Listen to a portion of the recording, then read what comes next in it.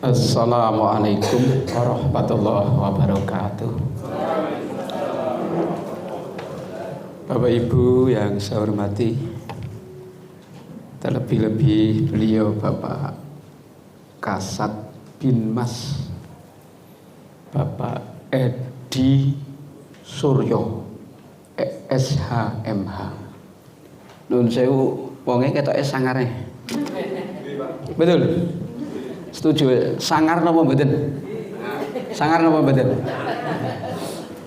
Beliau sempat ngendika, Pak Farudin, kiai siapapun pengajian di tempat saya belum pernah tertawa. Berarti kenceng. Enggak jadi foto jadi tak kenceng ora. Beliau ngendika seperti itu. Tapi pas saya pengajian tuh anaknya mengekek mawon. Entah karena memang saya wonge lucu apa panjen lek ora patek mutu ya kuwi ora ngerti.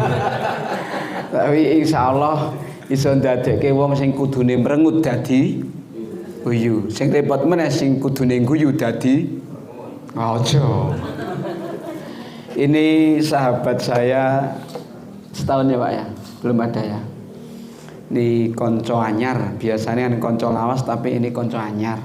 Alhamdulillah bola bali silaturahim ke SMA Solihin pengen goleki saya. Ketoke saya ini ono regane kanggo beliau. Tukang akon-akon. Mudah-mudahan manfaat Bapak Ibu nggih. Bapak Camat Bandungan sinalso sampun kondur yang sangat saya hormati. Anggota MUI 1 Bapak Mahmud Syarif SPDI yang saya minta untuk hadir, jadi tidak semua. Nek kabeh nek entek-entek ke anggaran. Coba jangan wong saya itu juga rencananya Bu Waspendais, ini Bu Umatul Islamiyah SPD MSI. Kula badhe matur oleh Pak Edi, mbok sisandene guru SD karo guru MI sisandene kokeang. Ngentek-entekke anggaran ketoke ngoten. Makanya saya matur ya, saya sesuai dengan permintaan beliau, insya Allah amanah yang beliau sampaikan pada saya tak ewangi-wangi. Kalau sekarang yang akan dikandani guru agama, mungkin sesuk guru kelas, atau mungkin paling keri kiai-kiai. Oh kiai-kiai paling gampang nih, paling angel. Ora kandani wis mudeng ning arak kandani ora tau teko. Sebabnya apa? Oke pengajian, contohnya Pak Farudin.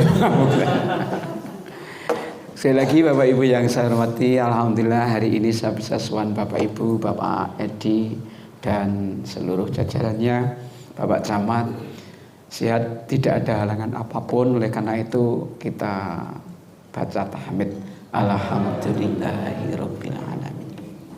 Shalawat dan salam senantiasa Allah sampaikan pada Nabiullah Muhammad sallallahu alaihi wasallam yang sangat kita harapkan syafaatnya minad dunya wal akhirah.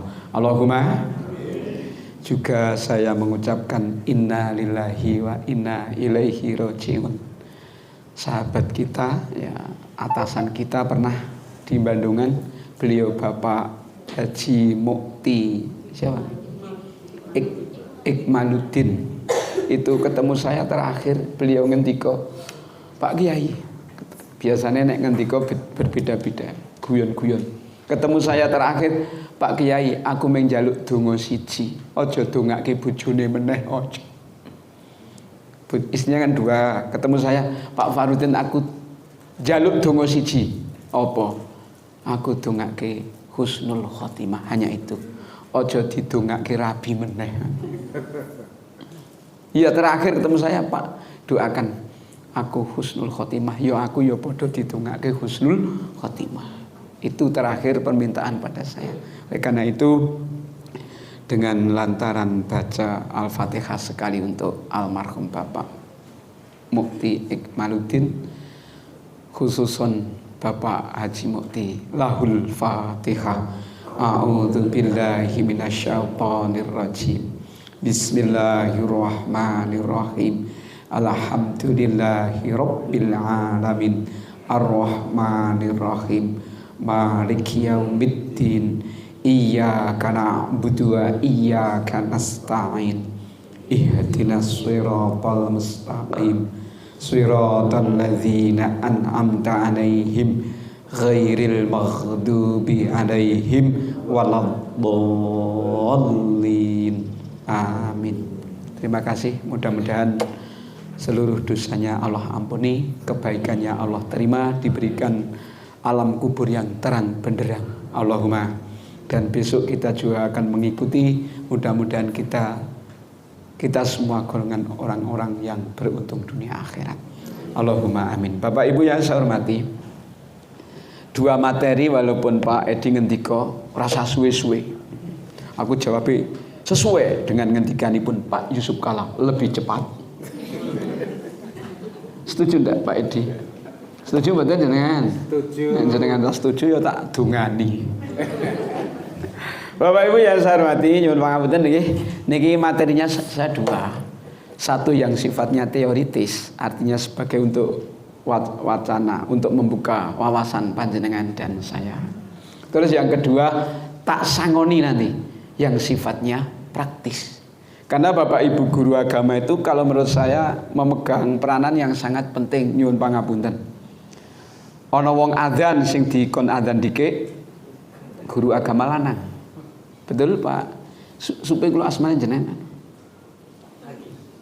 Oh Pak Bayaki, ya benar Pak Bayaki. Suwe ra petu Pak Bayaki. Ngerti-ngerti kok sudah meninggalkan dunia hitam.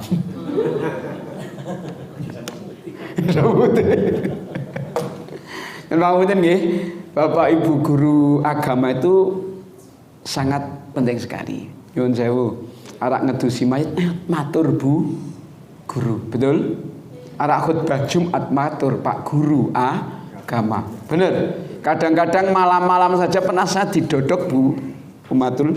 Dok dok dok dok jam 3 malam. Dok dok dok dok dok. Enten apa? Pak Yai nyuwun pangapunten. Bojo kula ajeng babaran. Kok bojo babaran kok. Nek cara Pak Edi sing diundang piye? Pak Edi, bojoku rak babaran. Jawabe karepmu. Ternyata apa? Orang metu-metu, kangelan, susah, padahal tengah malam hanya untuk meminta doa. Hanna waladat Maryam wa Maryam waladat Isa ukhruj ayyuhal maulud bi qudratil malikil ma'bud. Ternyata ana wong rak babarane guru agama iso kok. Nek fatkan kan kon ngelus-elus.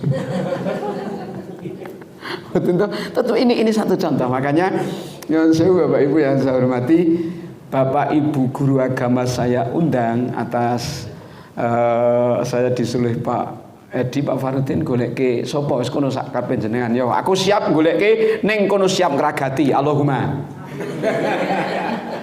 Betul mboten Bapak Ibu? Sing goleke kene sing ngragati. Sing goleke kono skondi sing penting halal. Itu caranya itu. Makanya Bapak Ibu saya hadirkan, kita sifatnya sharing saja. Materinya dua. Satu, kalau tidak salah pencegahan meluasnya aliran sesat.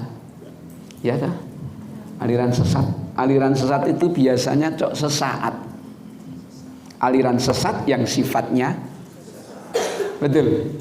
Contohnya ada asyhadu alla ilaha illallah wa Ahmad Musaddiq Rasulullah. Rak wis rampung. Wis kecekel polisi cinta-cinta. Betul enggak? Sesaat toh. Kan ada itu sing Ahmad Musaddiq Rasulullah itu cetos sesat.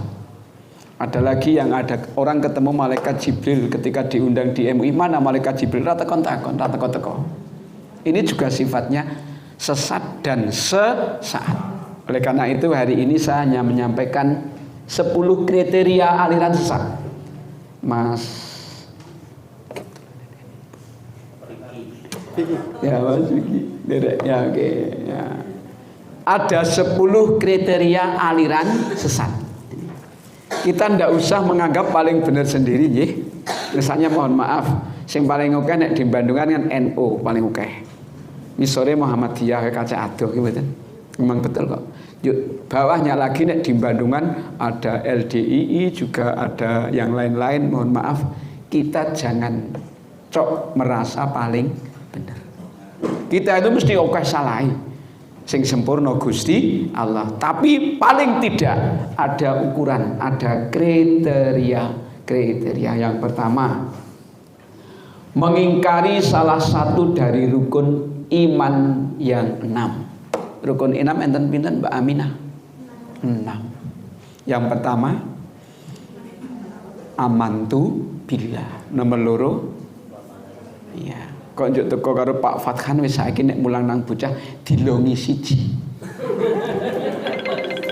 Misalnya men panca rukun.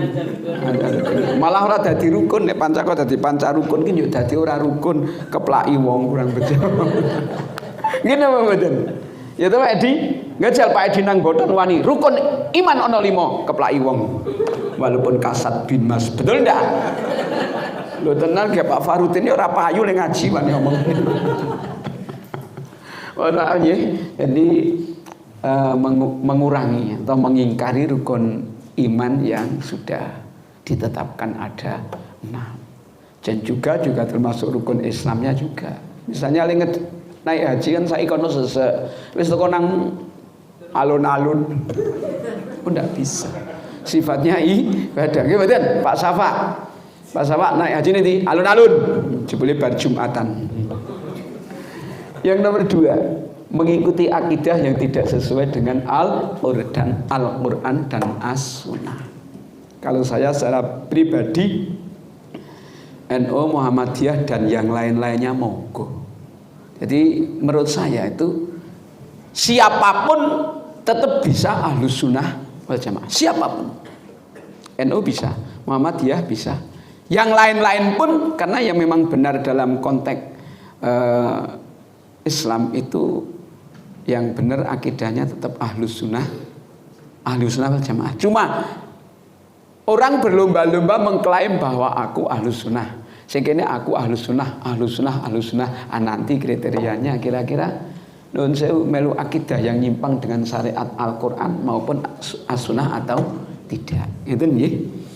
Saya ulang, mengikuti akidah yang tidak sesuai dengan Al-Quran dan Al-Hadis. Contohnya apa? Dulu pernah ada mujahadah itu kayak ketika sama masih kuliah di Jogja. Nek mujahadah itu mohon maaf dulu pernah ada didawi kon wuduh. Membien bu saiki selano gitu. Ada yang kayak gitu. Kayaknya teman saya ada yang ikut sakit. Bocahnya api ayu ngerti-ngerti melu kaya ngono ora melas ngene apa mboten. Mending sing ora patek ayu ning paling slamet gimana. Yen ngawulen ya Mas Ihsan ya. Niki murid-murid kula niki Bapak Ibu niki. Niki Pak Mahmud Syarif niku sing juga sudah mulai meninggalkan dunia hitam itu juga murid saya ini paling pojok itu. Sing kupluke paling dhuwur coba presani aja misalnya. Niku murid kula niku sak kelas kali bojo kula nggih. Niki lore ya Pak Ihsan nggih murid kula meneng ning Raja Saru. Pak Fathan juga murid saya nggih. Wonten pundi Pak Fathan ning SMP ya nggih. Niki murid-murid kula anak sing liyan-liyane kula ya. Nek sing pojok niku kula rak wani ini senior kula. Senior umure maksudnya. Yang ketiga, monggo Pak. Saya ulang yang dua mengikuti akidah yang tidak sesuai dengan Quran dan hadis. Yang ketiga, meyakini turunnya Al-Quran setelah Al-Quran. Maaf, meyakini turunnya wahyu setelah Al-Quran. Jadi ini Al-Quran itu kan sesuai dengan ayat Al-Yauma akmaltu lakum dinakum wa atmamtu alaikum ni'mati wa raditu lakumul Islam madina. Wis tutup, rampung. Kalau orang itu bukan diberi wahyu, tapi kalau yang namanya manusia, Bapak Ibu dan saya bisa setiap saat oleh Allah diberi ilham, tapi bukan wahyu. Bukan wahyu, tapi ilham. Jadi nek wahyu itu menurut pandangan Majelis Ulama Indonesia sudah selesai pada Nabi Muhammad SAW. Setelah itu namanya ilham, atau mungkin namanya intuisi. Intuisi sesuatu yang langsung dari Allah. Tek ketok, oh kok ketok tenan, kok ono tenan, itu banyak sekali ya. Ya orang-orang tertentu bukan banyak tapi tetap ada. Sampai kapanpun malaikat Jibril akan selalu memberikan yang namanya ilham, tapi bukan wahyu. Nanti kundur Pak Baihaqi, aku berentuk wahyu. Mantep kayak. Yuk wong-wong kon podo asyhadu alla ilaha illallah wa asyhadu anna Baihaqi. Rasulullah, oh enggak boleh. Ini langsung, itu namanya aliran sesat. Walaupun sifatnya sesaat. Engko bar digonang polisi yuk meneng wae ciladili oke. Gitu Bapak. Bukan hanya itu Bapak Ibu, wong dukun santet sing paling kontreng wis kecekel polisi ya celang-celang kok. Gitu Bapak.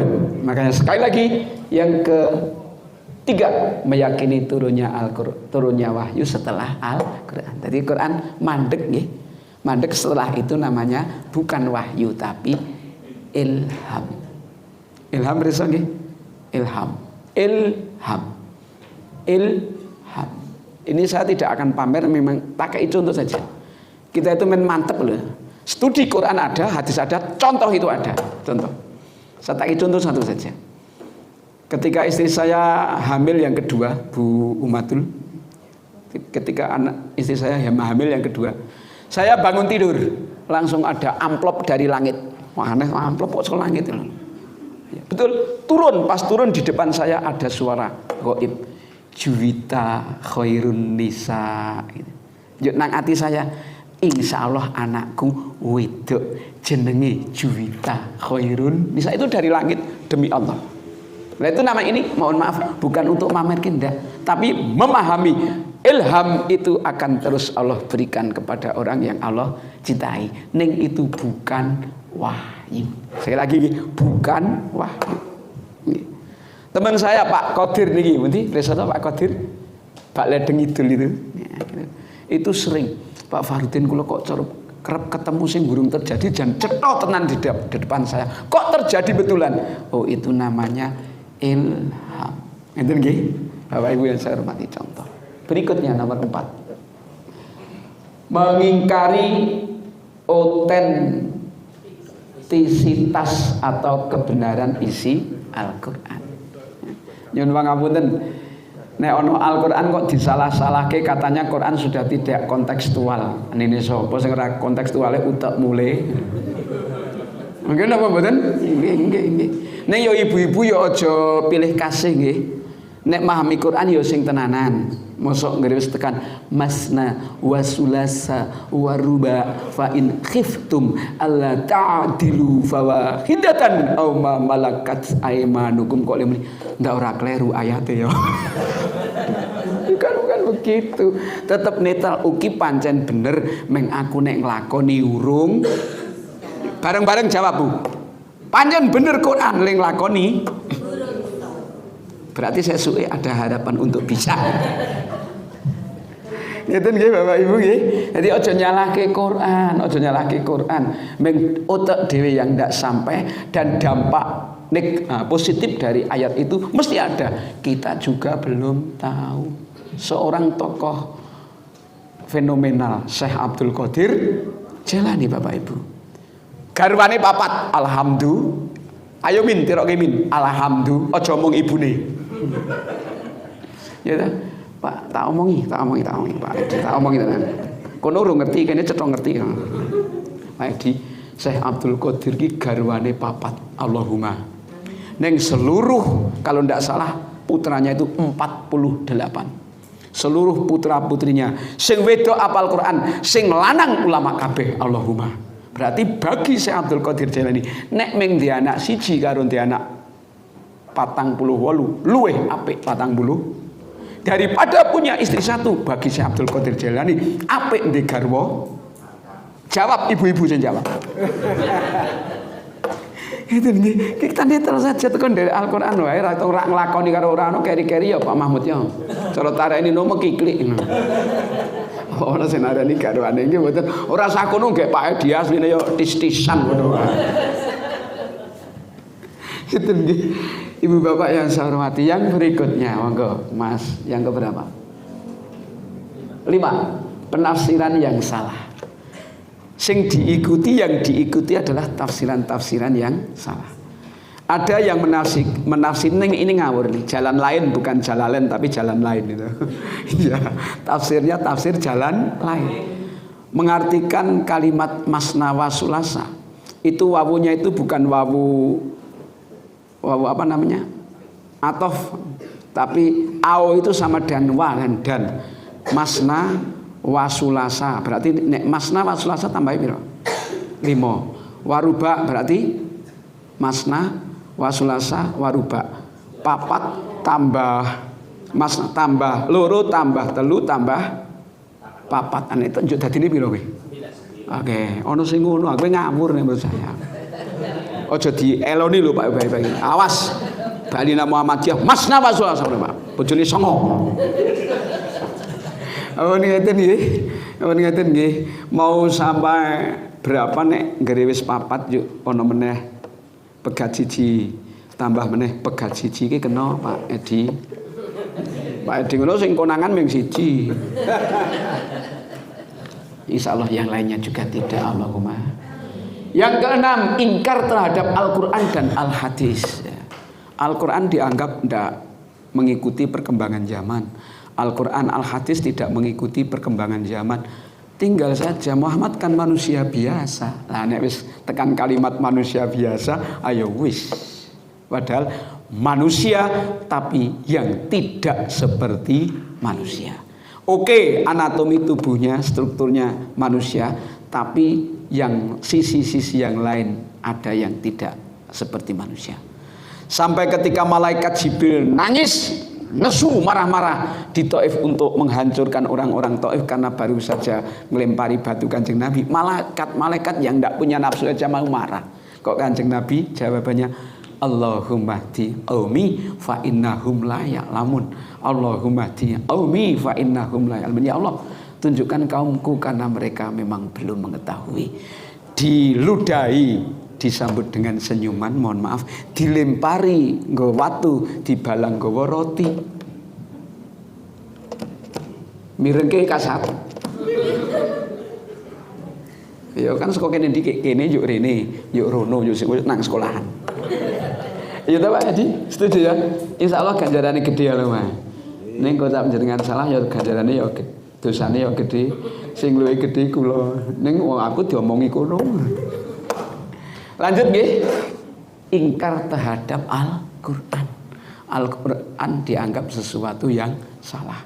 Al-Hadis dianggap sesuatu yang salah. Oke, kalau hadisnya palsu. Nek hadisnya sahih, nuwun sewu, hadisnya barang bener kok dianggap salah. Nah, ini dalam pembahasan ini digolongkan orang yang beraliran sesat. Itu nggih. Saged ditami nggih nggih. Pokoke mengingkari Al-Qur'an, mengingkari Al-Hadis dengan prinsip Muhammad rak menungso biasa to. Tidak. Muhammadun basarula kal basari bal huwa kal yakuti bainal hajar. Nomor pinten? 7 Mas Andi, Mas Sinten. Mengingkari keduaan Al-Hadis Nabi sebagai sumber ajaran agama Islam. Tidak percaya kalau Al-Qur'an itu sebagai sumber hukum. Secara umum sumber hukum kan yang pokok 2, tambahannya 2. Yang pokoknya itu Al-Qur'an dan Al-Hadis. Terus akan muncul sumber hukum yang keempat, yang ketiga dan keempat ketika bukan di Quran, di hadis tidak ada. Kita belum mampu itu aja. Ada ijma dan ada qiyas. Ini siapapun orangnya tetap pakai.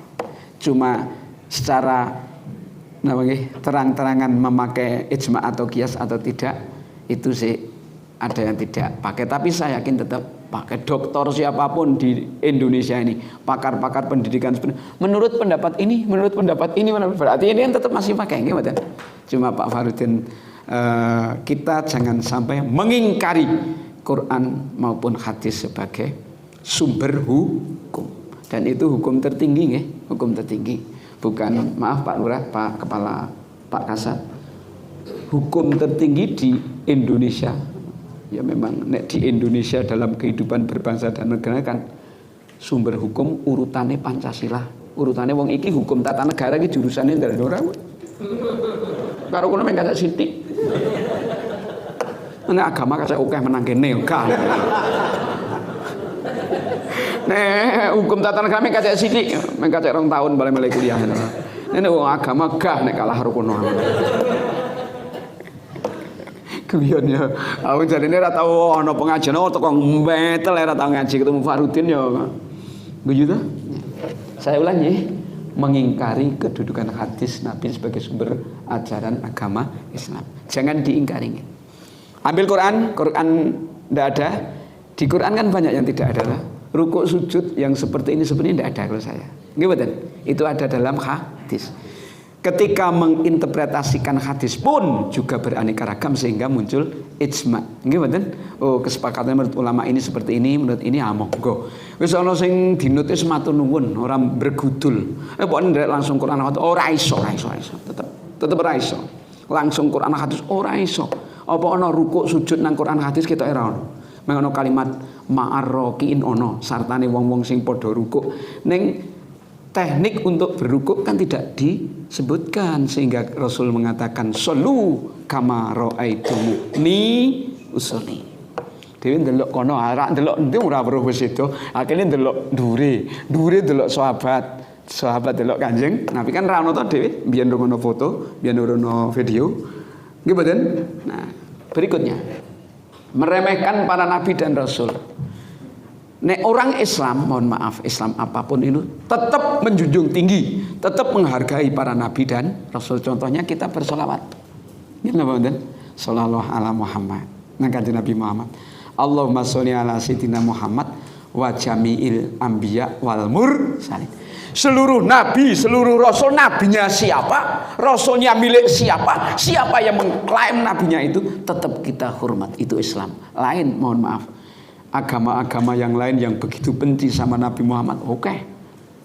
Ya sing gambar karikatur Kanjeng Nabi meremehkan, merendahkan banyak, tapi ini Islam tidak kok. Walaupun mereka meremehkan Islam, hujat Islam, tapi Islam tetap Allahumma sholli ala sayyidina Muhammad wa jami'il anbiya wal mursalin, tetap ndongaake Allahumma. Ini kan satu contoh Islam rahmatan lil alamin.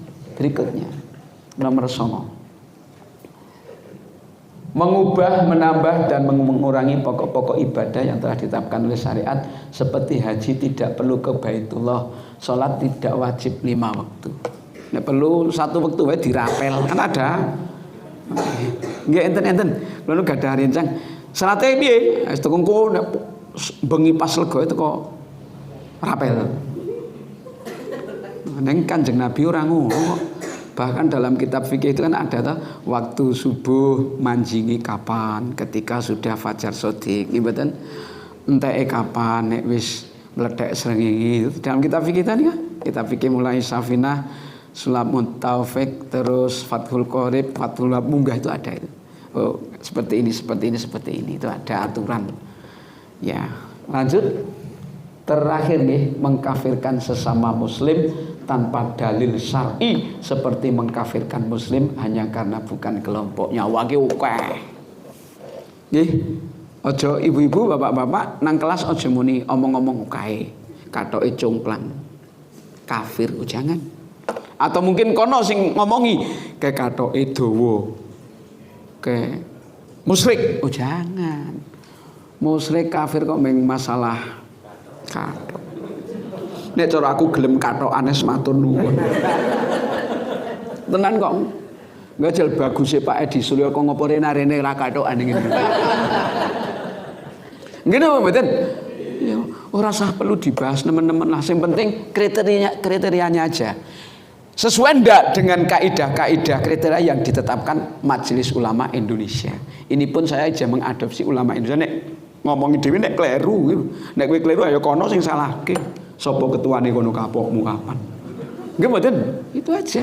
Jadi masalah kafir, masalah Islam kok maaf ngingu jenggot karo ora. Nek ngingu jenggot Islame apik tentunya Pak Bayhaqi paling top.